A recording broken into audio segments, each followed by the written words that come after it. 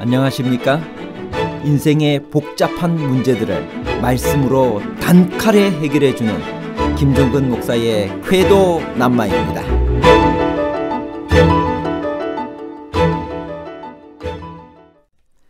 그리스도가 율법의 마침이요 완성이라는 말은 이제 그리스도를 믿는 사람들은 율법을 준수할 필요가 없다는 말인가요? 아니면 그리스도께서 율법의 목적이 되신다는 의미인가요?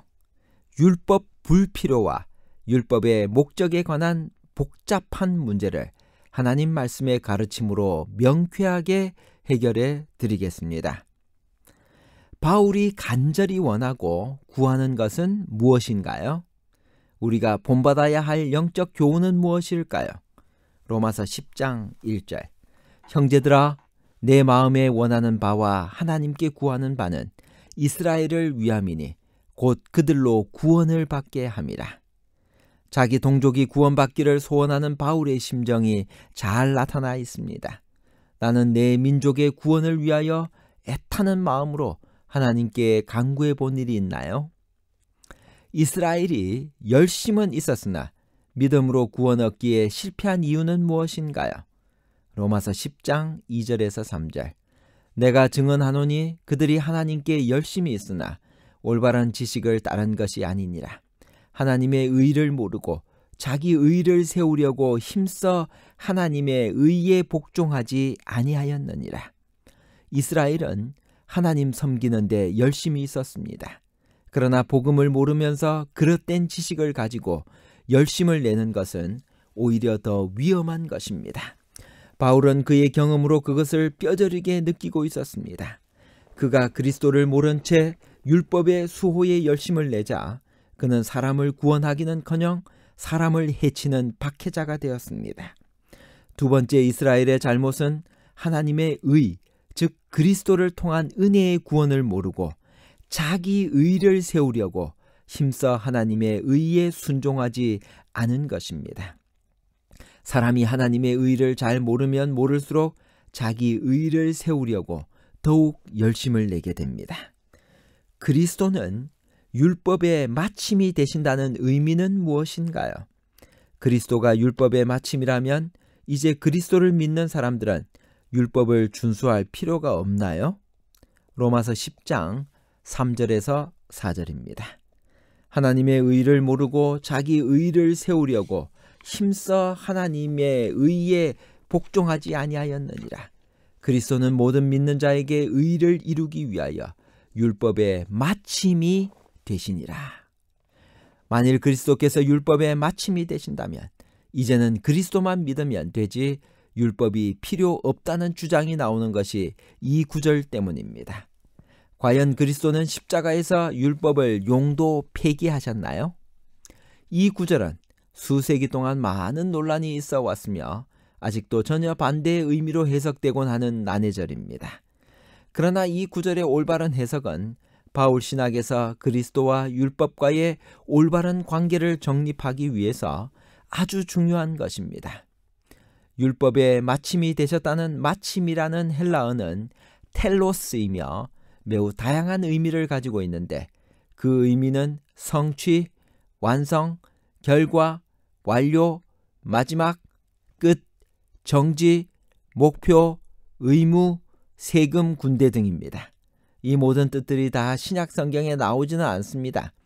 신약 성경의 용법을 참고하여 텔로스의 뜻을 정리하면 다음 네 가지로 해석할 수 있습니다. 첫째, 그리스도께서 율법의 목적이 되셨다. 둘째, 그리스도께서 율법의 성취가 되셨다. 셋째, 그리스도께서 율법의 끝이 되셨다. 넷째, 그리스도께서 구원의 수단으로서 율법의 끝이 되셨다. 최근에 여러 학자들은 3번의 해석, 즉 그리스도께서 율법의 끝이라는 설명을 지지하고 있습니다. 구원의 방법으로서 율법의 역할은 끝나고 이제는 그리스도가 제시되었다는 것입니다. 옛 질서는 끝나고 이제는 새로운 질서가 왔다는 것입니다. 이 주장은 간단한 해결책이기는 하지만 그리스도와 율법의 관계를 설명하는 데 많은 문제들을 가지고 있습니다. 율법도 그리스도께서 사람에게 주신 것인데 그리스도께서 오심으로 제사제도처럼 끝나버리는 그림자에 불과한 것인가요? 율법이란 것이 이제는 필요 없으며 폐지되었다고 말할 수 있나요? 그리스도가 오심으로 율법이 파괴되었다고 말할 수 있나요? 그렇다면 내가 율법이나 선지자나 폐하러 온 줄로 생각지 말라. 폐하러 온 것이 아니라 완전케 하려 함이로라고 말씀하신 그리스도의 말씀은 어떻게 해석해야 하나요? 그래서 일부의 학자들은 3과 2 혹은 3과 1, 2를 결합시키는 시도를 했습니다. 즉 그리스도는 율법을 최고의 정점에 올려놓아 성취하셨으나 동시에 그것을 정지시켰다는 것입니다. 한편 바렛은 여러 설들을 조화시키면서 그리스도는 율법의 끝을 선언했으나 그것은 율법을 파괴함으로써가 아니라 그것을 실현시킴으로써 결론지었다 라고 이야기했어요. 그러나 어떻게 설명해도 율법의 정지나 끝이라는 개념이 들어있기 때문에 문제가 여전히 남아 있습니다.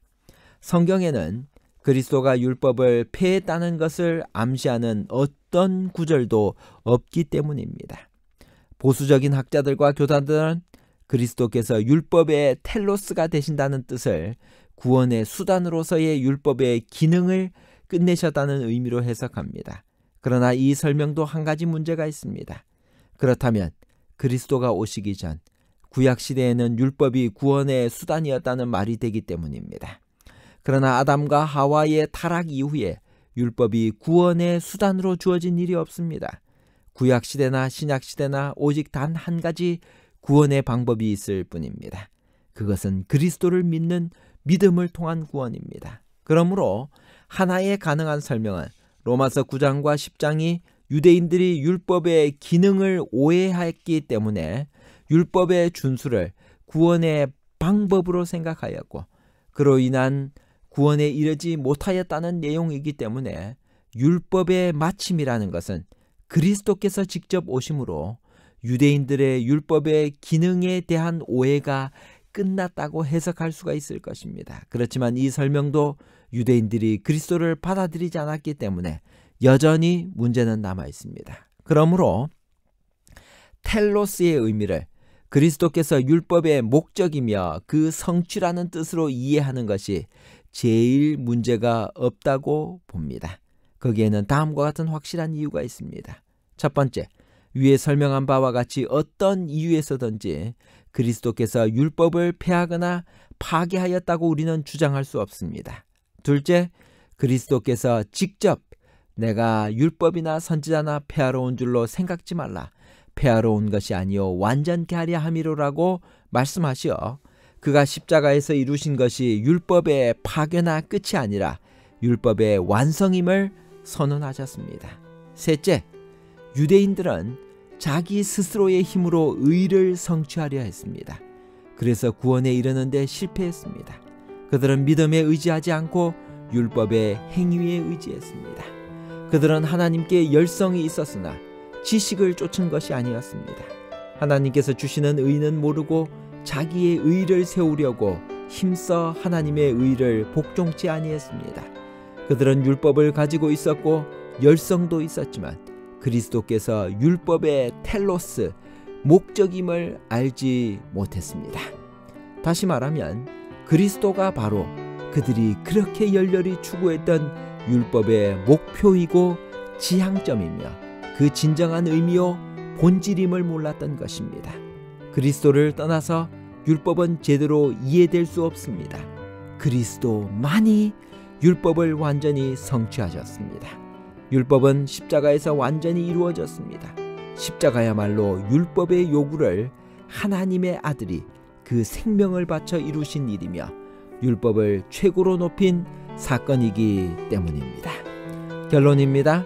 첫째, 로마서 10장 4절에서 그리스도께서 율법의 마침이 되신다고 바울이 말한 것은 그리스도께서 율법을 끝내셨다거나 혹은 율법에 대한 유대인의 오해, 즉 구원의 수단으로서의 율법의 기능에 대한 오해를 끝내신 것을 말한다는 의미가 아닙니다.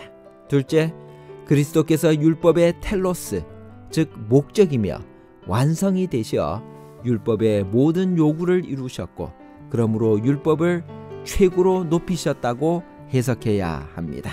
셋째, 다시 설명하면 그리스도가 율법의 마침이요 완성이라는 말은 이제 그리스도를 믿는 사람들은 율법을 준수할 필요가 없다는 말이 아니라 그리스도께서 율법의 목적이 되신다는 의미입니다. 감사합니다.